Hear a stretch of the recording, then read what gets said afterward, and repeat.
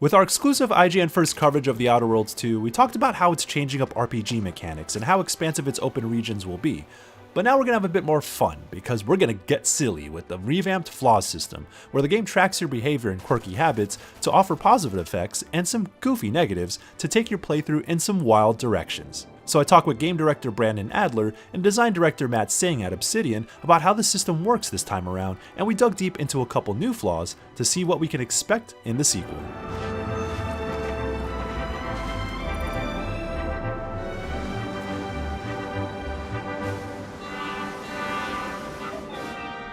So for The Outer Worlds 1, we actually really loved the flaw system. It was a unique take on building your character through reactive events in the world. And for The Outer Worlds 2, we wanted to kind of reposition it a little bit. We wanted to ask the player, do you want to opt in to this really cool experience, right? So the game is observing how you're playing the game. All of the actions that you're taking, all the patterns that you might be partaking in the game. And what we do is we observe that and then respond to you and say, hey, we see you're doing this thing. You want to lean into that? And if you do, you get some really cool bonuses, but it's going to take specific penalties as well. So that's a little bit of a change from the first game. The first game gave you a perk point, right, that you could spend however you'd like.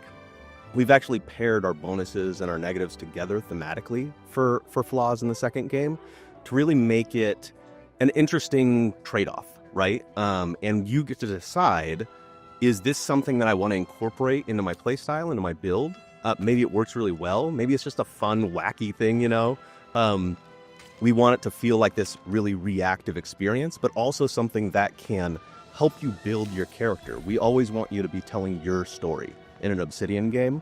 And this is just another way where as you, the player, are going through and doing things, you get to incorporate things in real time into your character's story by taking these flaws. It's less abstract than like, oh, you're just going to get a perk point for it. And instead, we ask the player, do you want to lean into the thing that you're doing and get a real bonus for it, but have to maybe think about your gameplay a little bit differently now?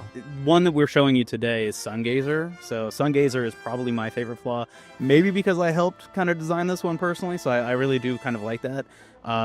This one it's a little ridiculous, but if you've been staring at the sun for a certain length of time, a bunch of times, the game notices that and says like, hey, you want to take the Sungazer flaw. What it does is it kind of messes up your vision a little bit. Things get, a lot more lens flare, a lot more bloom going on. It makes it a little bit harder for like range spread on your weapons.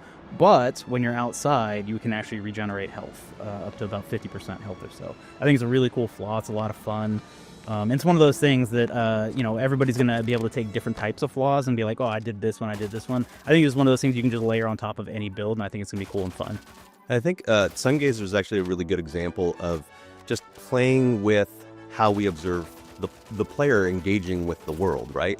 One of the fun things about flaws in The Outer Worlds 2 is there's a sense of discovery to it. Something like Sungazer, it's not a traditional thing that people are just looking up in the sun. So we don't expect like everybody's just going to get offered this because this is a clear player pattern. But it's a really cool sense of discovery when you see the game offering you something like this. So like, wow, they're looking at how I'm looking around the world? That's crazy. And then we respond to that. That's like where the fun sense of discovery of some of these flaws comes out. I helped come up with the Sungazer flaw. It was actually kind of based on a bug.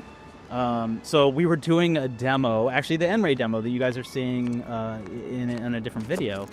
And when we were doing that, we had some weird lighting thing where we were seeing kind of like lens flares everywhere, and there was like weird bloom all over the place. And we kind of made a joke, like, wouldn't it be funny to have a flaw that was like astigmatism or something like that? And that's kind of what this grew out of, is we were like, oh yeah, like what would we do if we were actually going to do this, and how would this trigger? And I think it was maybe Kyle Koenig or maybe it was Matt, you, that were like, yeah, if you stare at like the sun too long, like this is what, and like, that's how these things grow. They're very organic. And again, something like as simple as a bug that we see, like, wouldn't it be funny if that thing, and then we just kind of riff on that and kind of just grows into an actual feature that's in the game. Okay, I really like this one. So we actually are showing you guys Foot-in-Mouth. This is one of those where we observe certain player patterns, right?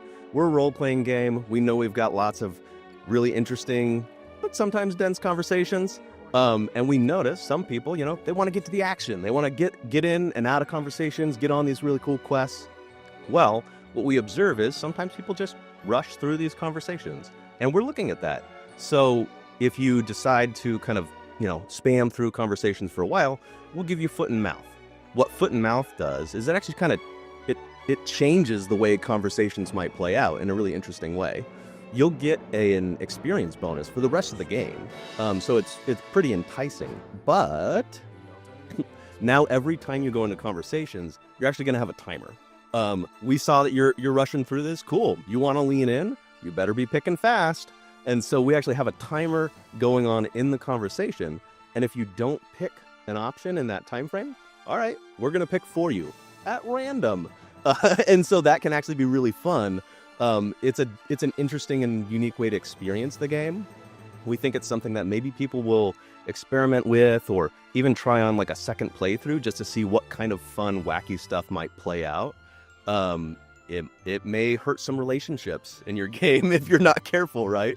But that's cool. We want you to lean in. We want to, again, it's another fun way to get a different story outcome because now you're playing it differently. Like, oh, what happens if choices are random? That actually might lead to some really fun and interesting things that you as a player wouldn't have selected naturally.